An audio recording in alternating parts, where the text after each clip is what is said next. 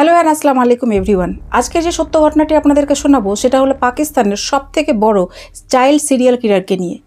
কী এমন হয়েছিল যে প্রত্যেকটি বাবা মার চোখের তখন ঘুম উড়ে গেছিল, প্রত্যেকটি বাবা মা আতঙ্কের মধ্যে দিয়েছিল, প্রত্যেকটি বাবা মার মনে হচ্ছিল যে হু ইজ দ্য নেক্সট। যদি আপনার বাচ্চা থাকে তাহলে আপনাকে নিশ্চয়ই এই কাহিনীটি শোনা উচিত। তো চলুন কাহিনীটি শুরু করা যাক এবং আমাদের সাবধানতার দিকে আরেক পথ এগিয়ে যাওয়া যাক। তবে একটি রিকোয়েস্ট, কাহিনীতে হারিয়ে যাওয়ার আগে আপনারা ভিডিওটিকে একটি লাইক করে চ্যানেলটিকে সাবস্ক্রাইব করে দিন, এটা হবে আমার জন্য সবথেকে বড় মোটিভেশন। তো চলুন শুরু করা যাক। কাহিনীটি হলো একটি মাত্র 7 বছরের ফুটফুটে বাচ্চা মেয়ে জয়নাব আনসারিকে ঘিরে। জয়নাব আনসারির জন্ম হয় 2010 সালের কাসু, পাঞ্জাব, পাকিস্তানে। জয়নাব খুব ছোট্ট, ফুটফুটে, একটি চঞ্চল এবং মিশুক প্রকৃতির মেয়ে ছিল। জয়নাব এত কিউট হওয়ার জন্য জয়নাবকে তার বাবা মা সহ পাড়া প্রতিবেশীরা সবাই খুব ভালোবাসত। তবে জয়নাব চঞ্চল ছিল বলে এই নয় যে তার পড়াশোনার প্রতি মন ছিল না।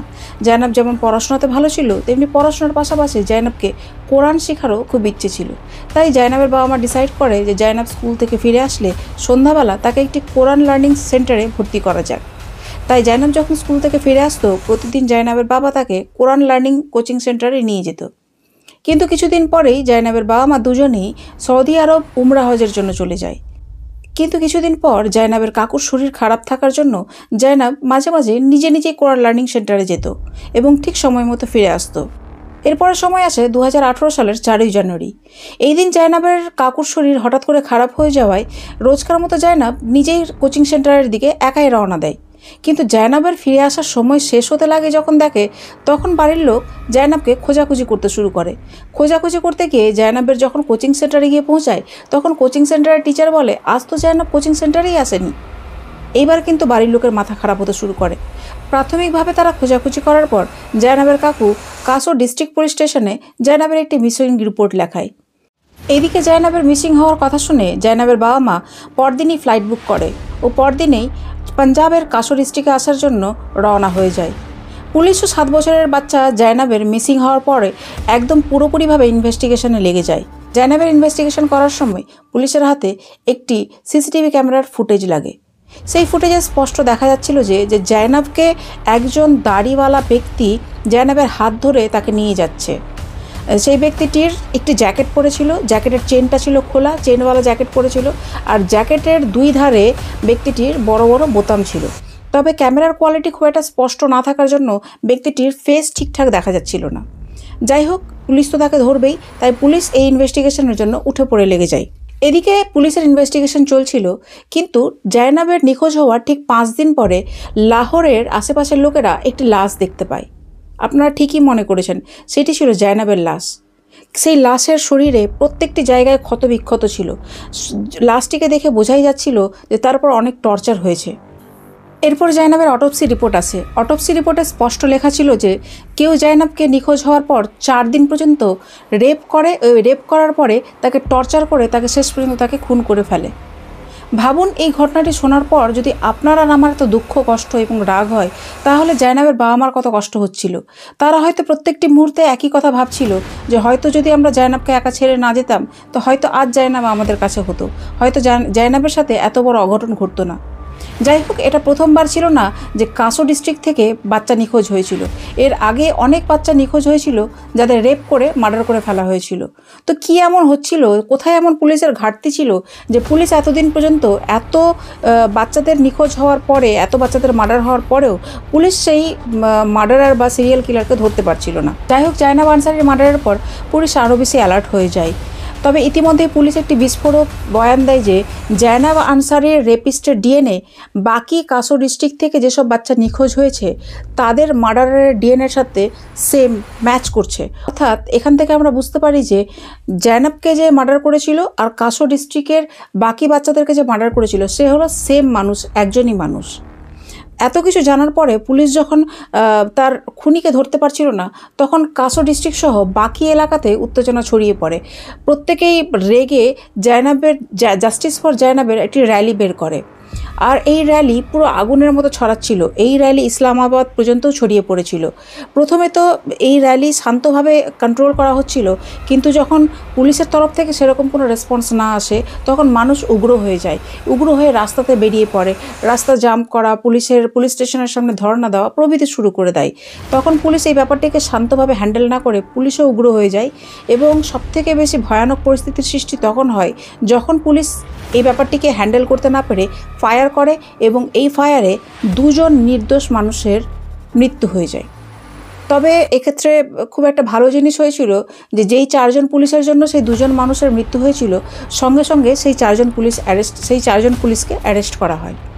তো এইদিকে জায়নাব আনসারির কেস পুরো আগুনের মতো সোশ্যাল মিডিয়াতে পুরো পাকিস্তানে ছড়িয়ে পড়ছিল।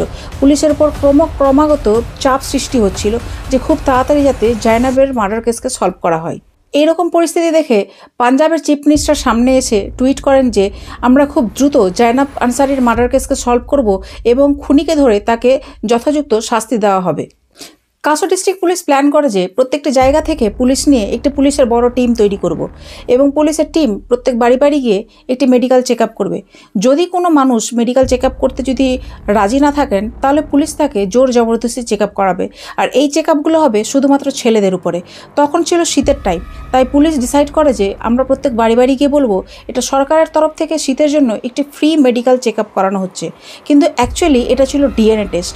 আর পুলিশের এই একটা সুন্দর একটা প্ল্যান পরে গিয়ে একটা সাকসেসফুল আকার ধারণ করেছিল। এখানে পুলিশ 1000-এরও বেশি মেডিকেল চেক আপ করায়, এবং শেষ পর্যন্ত পুলিশের প্ল্যান সাকসেসফুল হয়েছিল, এবং ইমরান আলী নামে একজন ব্যক্তির সাথে জায়নাবের মার্ডারের ডিএনএ ম্যাচ করে যায়।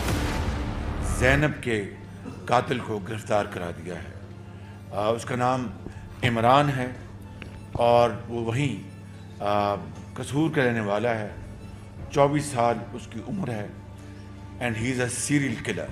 1150 डीएनए की प्रोफाइलिंग हुई। 1150। जब 1150 डीएनए की प्रोफाइलिंग हुई तो उसमें ये दरिंदा वो सामने आया और उसकी डीएनए मैचिंग 100% क्राइम सीन से जो मिले थे अज्जा उसके साथ 100% मैचिंग हुई। ইমরান আলী পেশাতে ছিল একজন মেকানিক।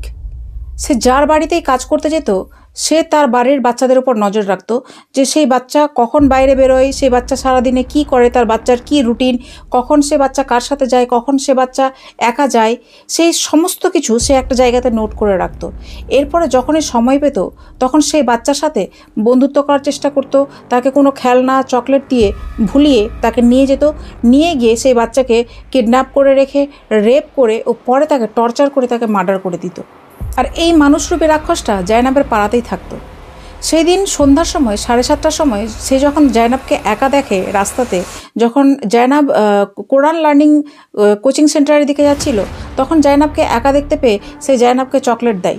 চকলেট দিয়ে সে জায়নাবকে নিজের কাছে নিয়ে আসে। সে জায়নাবকে গিয়ে বলে যে কী ব্যাপার, তোমার বাবা মা তো সৌদি আরব থেকে উমরা করে চলে এসছে, তুমি জানো না তুমি এখানে কেন? তোমার বাবা মা আমাকে এই চকলেট আর খেলনা নিয়ে পাঠালো, তোমাকে তাড়াতাড়ি রাখছে, তুমি আমার সাথে চলো, তোমার বাবা মা আমাকে নিতে পাঠিয়েছে। এইবার জায়নাব তার কথা শুনে খুব খুশিভাবে তার সাথে চলে যায়। যেহেতু জায়নাবের পাড়ায় থাকতো, সে জায়নাবকে চিনতো, সে জায়নাব তার সাথে খুব খুশিভাবে চলে যায়। সিসিটিভি ক্যামেরার ফুটেজ আপনারা দেখতেই পাচ্ছেন যে লোকটি কীভাবে তাকে হাত ধরে নিয়ে যাচ্ছে। তো জায়নাব তার সাথে খুশি যায়। অনেক দূর যাওয়ার পরে যখন একটা অন্ধকার রাস্তার মধ্যে জায়নাবকে নিয়ে যায়, তখন জায়নাব বলে যে আমরা এখানে কেন, আমার বাবা মা কোথায় আছে? তখন সে জায়নাবকে বলে যে জায়নাব, আমি হয়তো রাস্তা ভুলে গেছি, সেই জন্য আমরা এরকম জায়গায় চলে এসেছি। আমরা যদি আরেকটু সামনে এগিয়ে যাই কিংবা কাউকে জিজ্ঞেস করি তাহলে হয়তো আমরা রাস্তা পেয়ে যাব, তো তুমি আরেকটু আমার সাথে সামনে চলো। জায়নাব বলে ঠিক আছে, তাহলে আমি তোমার সাথে আরেকটু এগিয়ে যাই।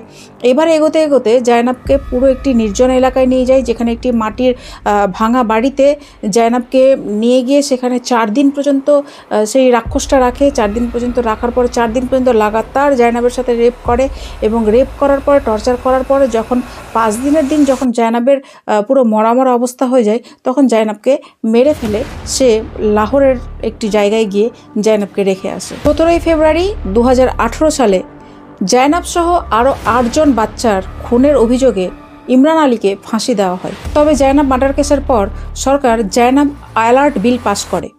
এই বিলে বলা হয় যে কোনো বাচ্চা যদি নিখোঁজ হয় আর তার বাবা মা যদি তার রিপোর্ট লেখাতে যায়, তাহলে 24 ঘন্টা নয়, 2 ঘন্টার মধ্যেই বাচ্চার এফআইআর রিপোর্ট লিখিয়ে বাচ্চার খোঁজাখুঁজি শুরু করতে হবে, বাচ্চাকে খোঁজাখুঁজি শুরু করতে হবে।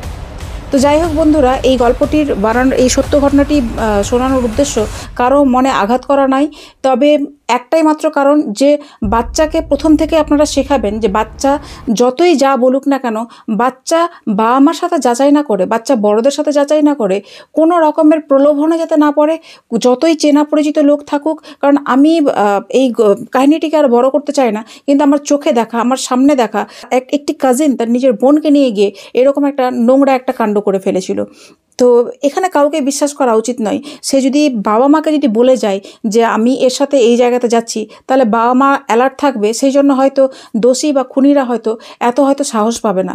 তো আমরা আমাদের বাচ্চাকে সচেতন রাখবো, আমরা সচেতনার দিকে আরও একটা পথ এগিয়ে যাব। যদি কাহিনীটি ভালো লাগে আপনারা লাইক করবেন, নিজে নিজে বাড়িতে সবাই সাবধান থাকুন এবং চ্যানেলটিকে সাবস্ক্রাইব করবেন। দেখা হবে পরের ভিডিওতে।